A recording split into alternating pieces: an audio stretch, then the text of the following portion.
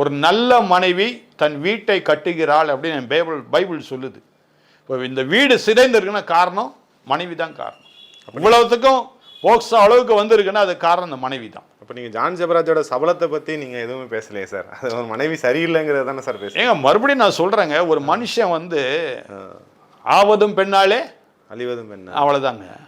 அவர் என்ன பண்ண முடியும்? இது பழமொழி, அதுதான் நடந்திருக்குது. இப்போ இந்த பிள்ளை வந்து கொஞ்சம் மனைவி கொஞ்சம் நல்லா ஒத்தாசையாக இருந்து கொஞ்சம் நல்லா போயிருந்தா எங்கேயுமே சிதைவே கிடையாதுங்க. இப்போது ஏசு அழைக்கிறார் நிறுவனம் இருக்குது, அவங்க வீட்டுக்குள்ளே எவ்வளோ பிரச்சனை இருக்குதுங்க, இதெல்லாம் வெளியே தெரியாது. பயங்கரமான பிரச்சனைலாம் இருக்குதுங்க. அவங்க மகா கூட விரிஞ்சு போயிட்டாங்க. மகா இங்கே இல்லவே இல்லை, இந்தியாவிலே இல்லை. அதனால தான் அவர் சொத்துக்கள்லாம் இன்னைக்கு வரைக்கும் விற்க முடியல. அதனால் லீஸுக்கு விடுறாரு, வானகரத்தை லீஸுக்கு விட்டார். ஆனால் ஆக்சுவலாக அது வந்து ட்ரஸ்டோட சொத்து தான், மக்களோட சொத்து. ட்ரஸ்ட் யாருங்க? மேனேஜிங் ட்ரஸ்ட் யாரு? அதை எப்படி விற்க முடியும் சார்? முடியுங்க. ஏன்